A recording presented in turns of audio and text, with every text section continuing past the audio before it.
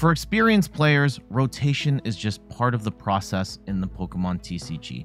Once a year, we see a bunch of older cards go away, which opens the door for new strategies and new opportunities for other cards and newer cards to shine. However, for newer players, rotation can be scary. You just started playing the game and all of a sudden you find out that a whole bunch of your cards are going away, and it can be very scary and people panic and all that.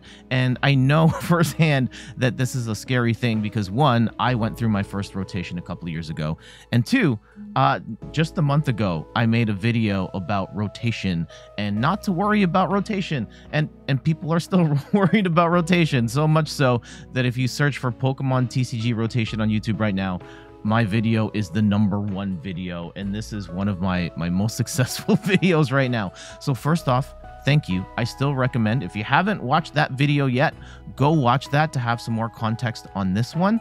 But the moral of the story of this original video was that do not limit the way you play the game because of rotation. There are cards that are going to rotate away, but if you prevent yourself from using those cards or buying those cards or cashing in your credits on live to get some of those valuable cards that are rotating in the next rotation, you're going to have a bad time for the next little while, upwards of like 7 months.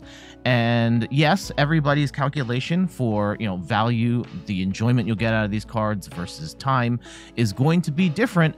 But I'm just saying that rotation's a long ways away from now, and not playing with cards is going to give you a really bad time for quite a while here. I did stumble on an example on Reddit that I think is the perfect example of why I think you should not limit yourself to cards that are not going to be rotating in the next cycle. I'm Jet from inthirdperson.com. Make sure to like the video, subscribe to the channel, and we are going to hop over to Reddit. I don't know if this person wants their name shown here, so I'm not going to show their name. This is not going to be an attack on this individual. I don't have any sort of hate for them. I just wanted to talk about the approach they have taken here because it is the perfect example of why I think you should not worry about rotation. It's okay if you spend a couple bucks or spend a couple credits in live to get the cards that are rotating soon. And let's get into it. All right, so I need help with this Gardevoir deck is the way the thread starts. Just getting this out of the way, I know this deck is probably really bad. I've never made a competitive deck before, so I just ripped apart cards from my collection. I wanted to make a deck that used Gallade, Astral Radiance, and Kirlia, but also only featured cards in Regulation F and G because Regulation E rotates next year. So after looking at all the cards I already own, as well as proxying cards that see a lot of play in Gardevoir EX decks, I hobbled together this list. I ran some mental games against myself and an imaginary opponent, and I kept running into walls where I would lose unless my opponents gave me the win. So help me make this deck run smoother. And so we'll go take a look. I built it in Pokemon Card IO, and some of the biggest differences here is that there is no Chilling Rain Gardevoir is not in this deck. Zacian is not in this deck. Level Ball is not in this deck. Fog Crystal is not in this deck. And Battle VIP Pass is not in this deck. And I'm not going to nitpick all of the particulars, even though they say they don't want to have cards in here. Just pointing out Raihan is an card as well, but they might already have it.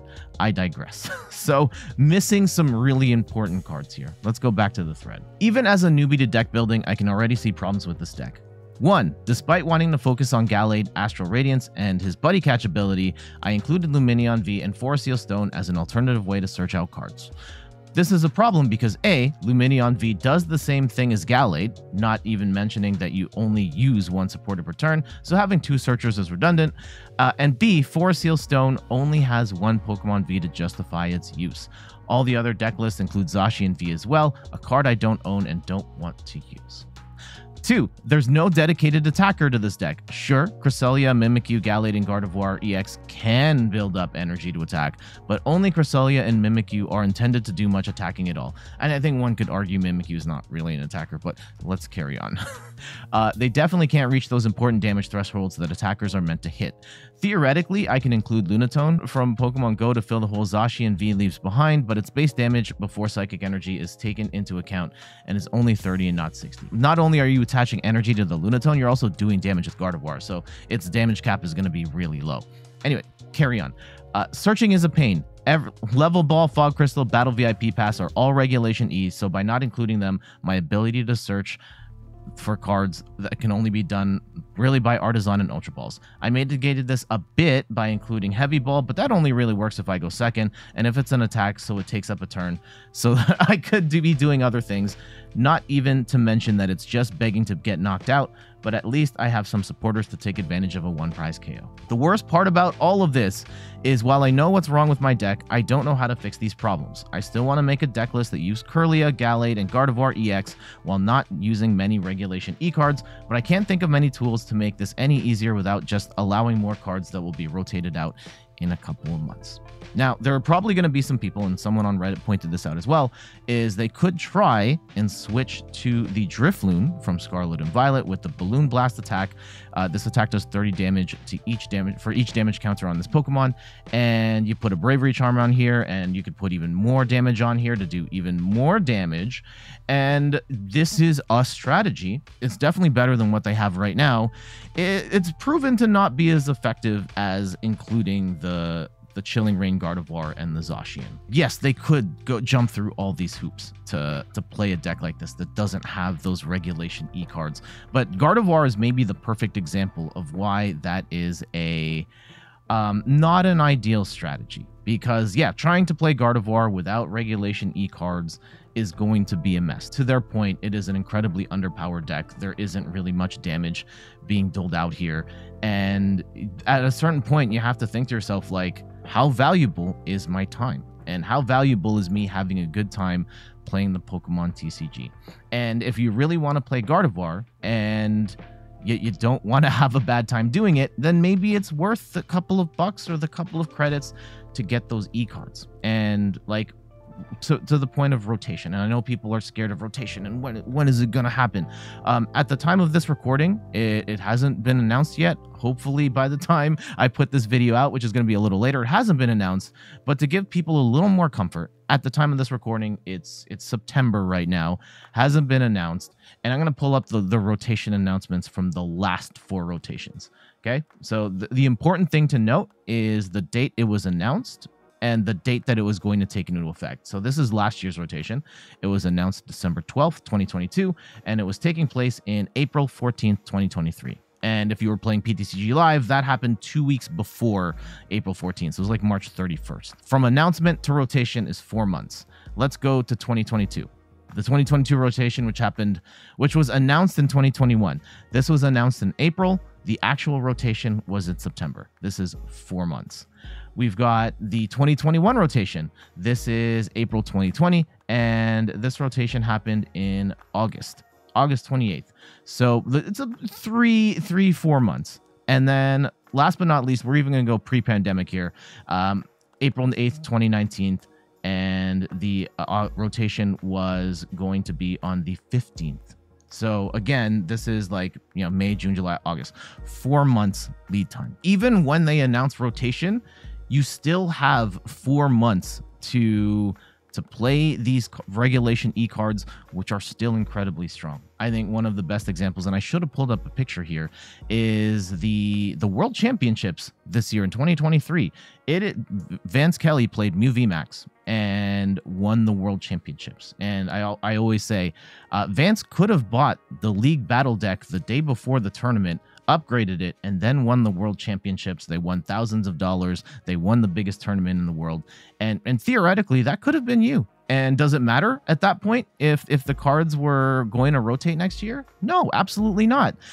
Even if you don't win the World Championships, you still have months to put time into these cards that are going to rotate. You can play hundreds, if not thousands of matches. You could play in tournaments, win some tournaments.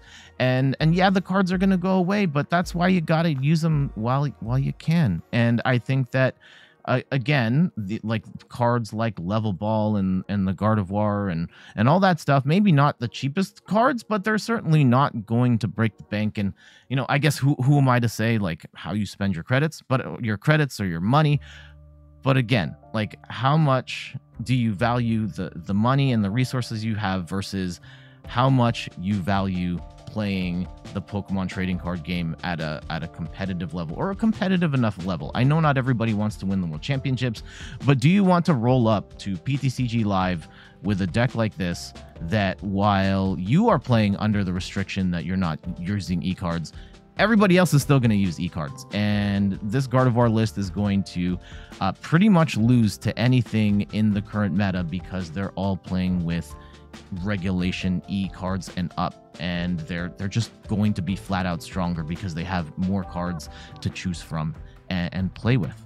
All right, so a little bit of a rant, and once again, the moral of the story is at a certain point, you've got to weigh out the value of your resources, your money, your in-game credits, and your time, and think about like, is it worth it for me to have these cards that are going to rotate soon in the, soonish, let's say 4 to 6 months? Is it worth it to get them and play the game that I want to play? At the time of this recording, at the time of this video, we are still 4 to 6 months out of rotation. That's a really long time to have a bad experience. So keep that in mind if you're thinking about limiting yourself to cards that are going to survive the next rotation. But what say you? This is a hot topic. I know that there are views all over the place, and like I even found it funny that my whole thesis was to not build decks worrying about rotation, and then a whole bunch of the comments were people still like limiting themselves to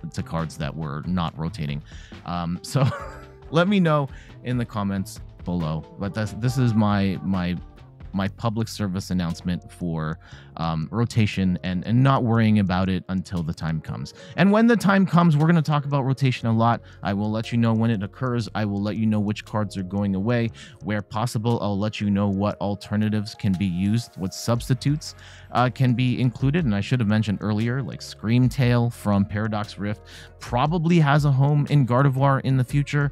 But all of that stuff we can talk about once the announcement is made and we know when the date is. But for now, I gotta get going. Thank you so much for watching. Some quick plugs. You can find me on all the things: YouTube, TikTok, Twitter, and Instagram at @InThirdPerson. You can find me on Twitch at @InThirdPerson, where I stream the Pokemon trading card game every Sunday at 10 a.m. Eastern Time. And check out the website inthirdperson.com for more articles and videos on video games, board games, and other nerdy pursuits. So until the next one, I'll see you later. Bye-bye. Don't worry about rotation.